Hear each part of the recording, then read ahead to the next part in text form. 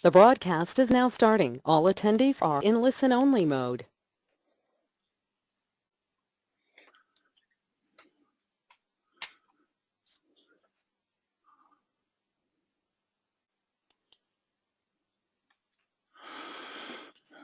Hello there. Trevor Marchant's my name. I'm the Managing Director of Marchant Dallas Consulting. Marchant Dallas Consulting is a consulting company that was set up probably close to 20 years ago now to work with accounting firms and their clients, always looking at ways and means to do some business development with them. Peter's asked me to talk to you today a little bit about sales and marketing, which is sort of one of the things we do, and I guess it's probably the primary thing that we do. Why me? Well, I used to be the head of training, education and development for Westpac many years ago. I'm an accredited master sales trainer out of the Dale Carnegie organisation in Greenville in South Carolina. I've been featured in the top 1% of sales and marketing coaches in Australia and New Zealand on a couple of occasions. A little over 5,000 business owners have been through our programs. We sort of stopped counting at 5,000. And we've dealt with about 70 accounting firms up and down, largely up and down the east coast of Australia. I've run well over 1,000 workshops on a range of topics, primarily around that business development area. And we have a number of publications in the marketplace around sales and marketing. Just so you get some sense of the sorts of people we deal with, here are some of the graduates of our programs. This is not an up-to-date list, but it'll give you some broad idea of the sorts of folks that we've been dealing with over the last 20 years. Pretty much most of the professional services areas, engineering, manufacturing, farming, not so much farmers, but more to the point, people who are supporting the farming community, although we have had a couple of farmers, apple growers and people like that. Most of the trades we've dealt with through these programs, pretty much most of the retail folks, some franchise systems, some IT people, pretty much all the food areas, and more lately I think there's a lot more health people coming into our business. As you can see, we've got doctors and dentists and optometrists coming through and looking at ways to grow their business and to improve their marketing and sales, that business development area. The point about all of this is that it really is just a matter of applying some ideas, and it doesn't seem to matter what sort of business you're in, what sort of industry you're in, what your turnover is. The things that we teach just work. As a structure, from a business development point of view, we tend to follow this structure. It's about the marketing of your business, and if we don't market that well enough, then you don't get that opportunity to sit down in front of a client and talk about what you have to offer. It's about the selling process. As you know, nothing happens till something is sold, and my experience is that most people, most SMEs particularly, have never received any really quality sales training. It's about delivering, promising delivering what you promise, and then servicing. And the emphasis for us often is on the servicing aspect. That is, after the sale has been made and the customer or the client's got your product or service, they've paid you some money. What are we doing about continuing working with those folks? Because if we get the servicing right, it just takes the heat off the front end, off the marketing, because you start to get referrals and word of mouth things start to pop out. But as a structure, that's the process that we work through. As mentioned, nothing happens until something is sold. Now, selling, from my point of view, I'm very biased in this area, but without sales, our entire society would come to a grinding halt. The only real creators of wealth in our society, as you know, are businesses. Businesses produce all the products and all the services. They create all the profits and all the wealth. Businesses pay all the salaries and all the benefits. The health of the business community in any city, state, nation is the key determinant of the quality of life and standard of living of the people in that geographical area. Strong statement, I believe it to be true. Salespeople are the most vital people in any business. Without sales, the biggest and most sophisticated companies simply shut down. Now, you don't have to have the word salesperson on your business card. The fact is, if you're a business owner, you're in sales. In fact, most folks that work in a business are in sales in one form or another. They're either direct selling to the market, or they're supporting somebody who is selling to the market. And as I say there, sales, in my view, is the spark plug in the engine of free enterprise. Without sales, nothing happens. Philosophically, every business is two businesses. You know, there's the one that does the work and there's the one that sells the work. My experience is that you get a lot of folks that can make what they sell, but they often can't sell what they make. Hence, there's an opportunity there, I guess, for organisations like ours to work with these folks, teaching them how to market and sell their business better, and hence in a process, an overall process, developing their business further.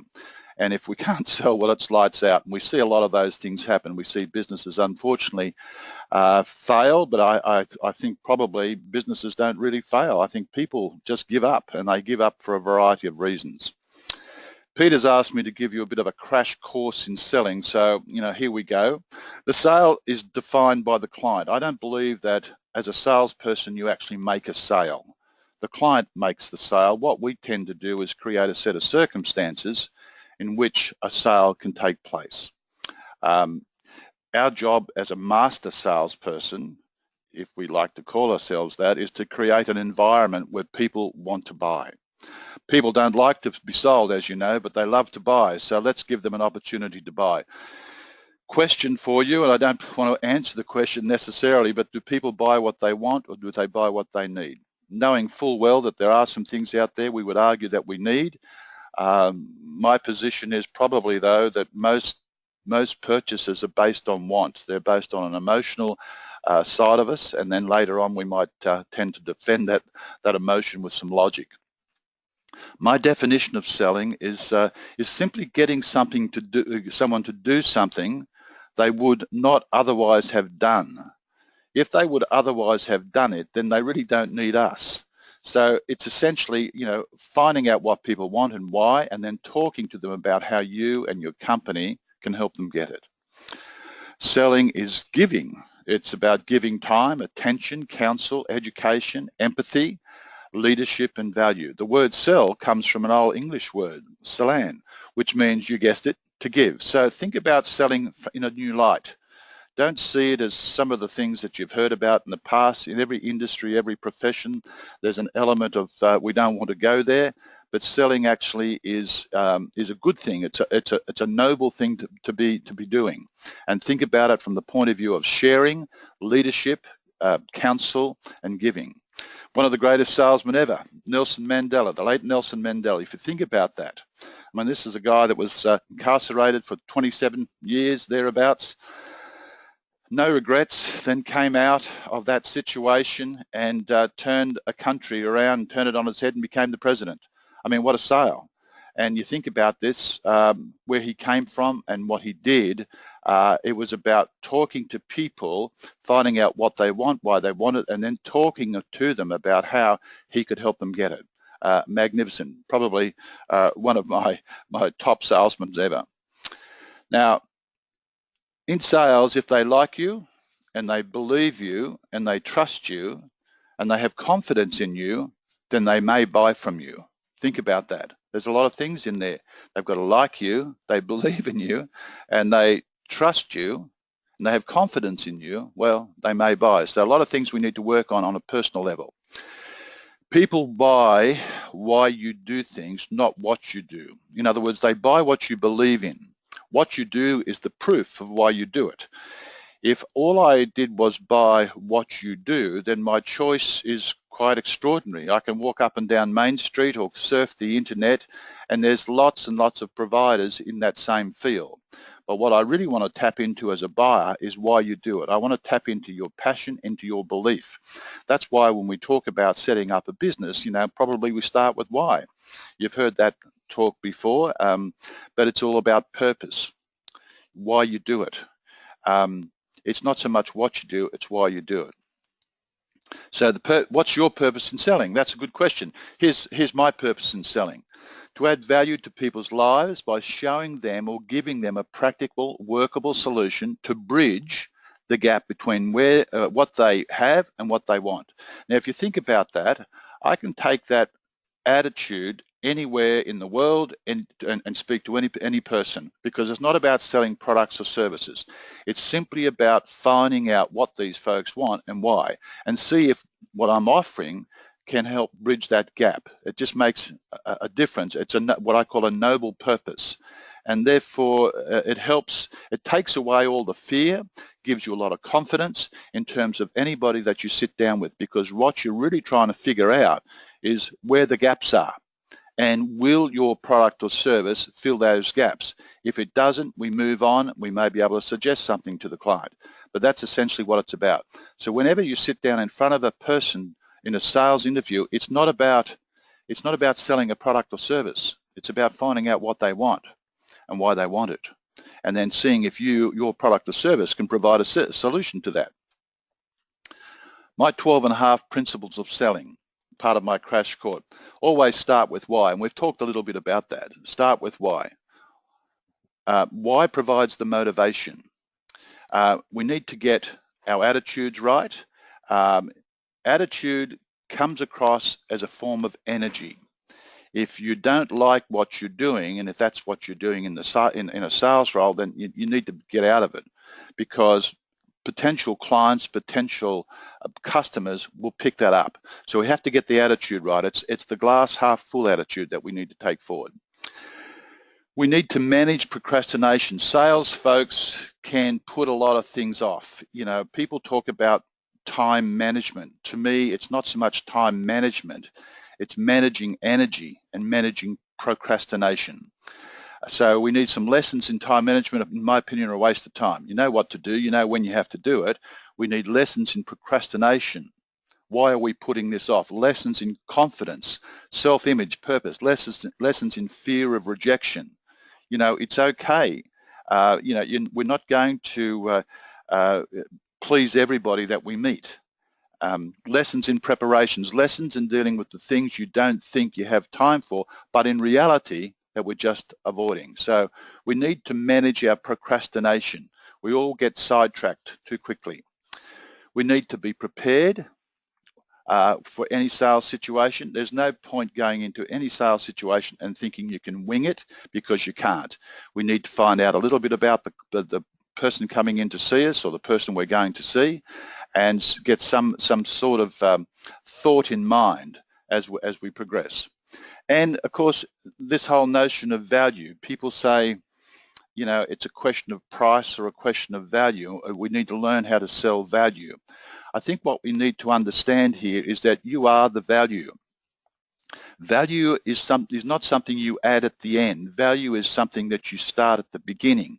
The mere fact that you're sitting in front of a potential client or a potential customer, that is a prospect, is that you're already bringing value to the table. Think about your experience, think about your training, think about all of those sorts of things. So value starts right at the front and works right through.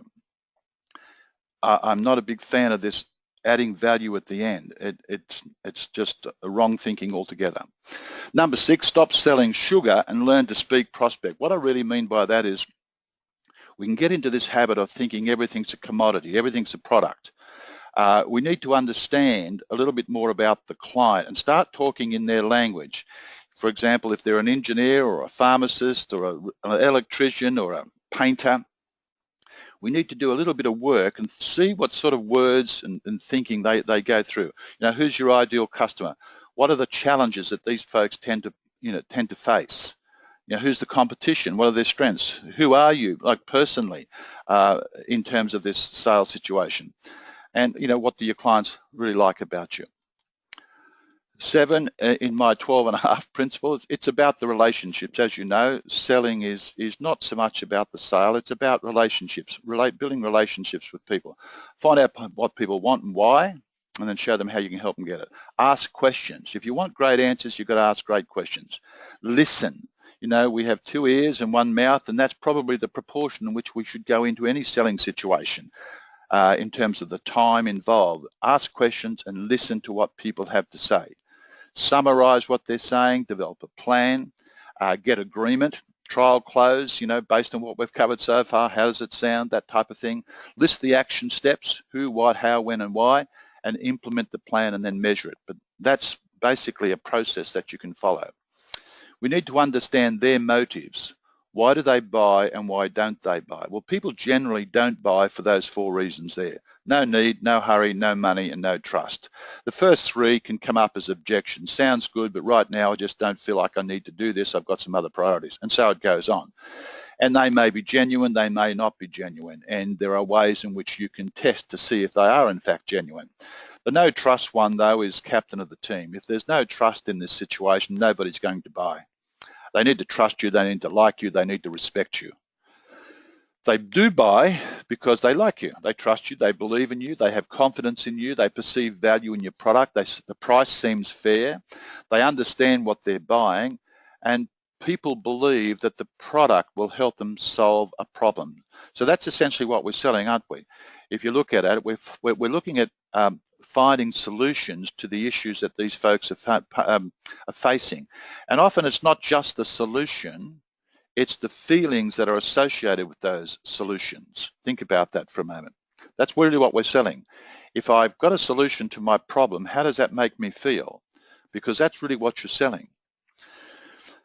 As part of your go forward, I encourage you to set your goals in selling in all areas of your life. We have a purpose of selling, which is your noble purpose, and that gets you in front of people.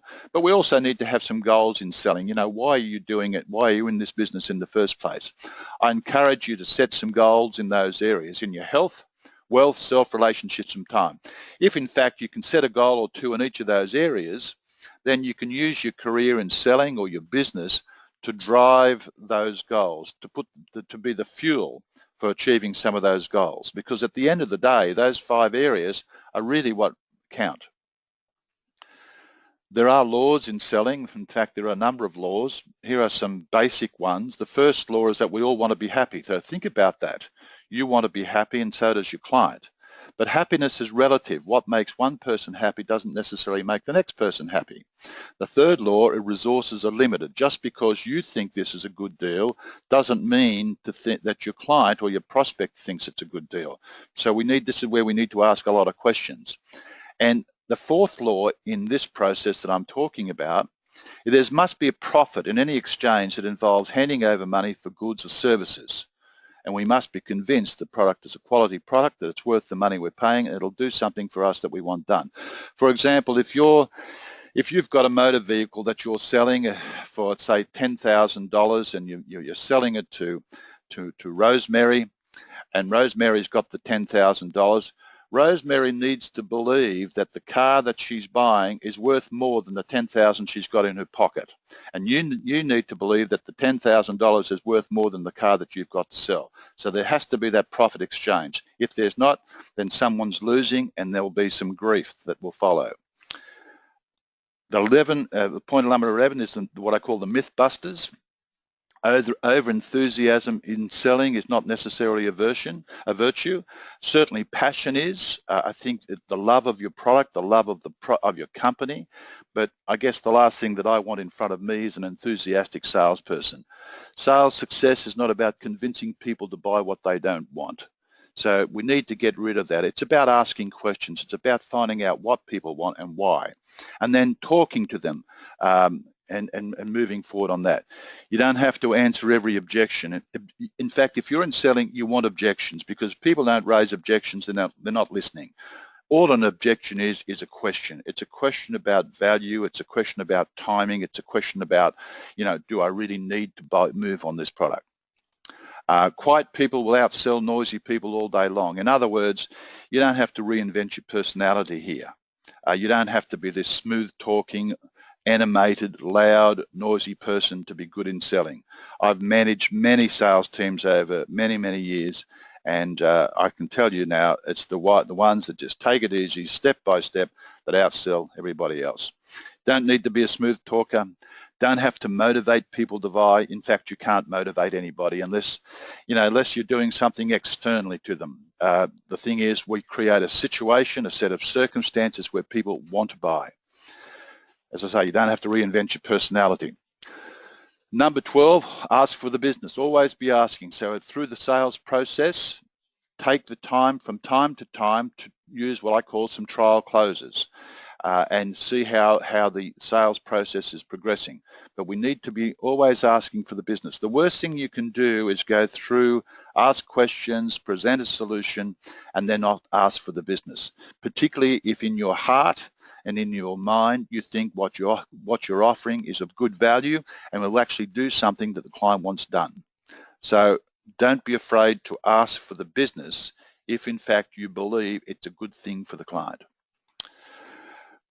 I think called the sales paradox. When I stop trying to get what I want and start helping other people get what they want, I actually start getting what I want. Think about that. The way moving forward in selling is, to find enough people to talk to. And the more you can find people to talk to, help them get what they want, in fact, you will then start to get what you want. So if you're looking to take this a little step further, there are some next steps, and Peter can help you with that. There is a program that we run.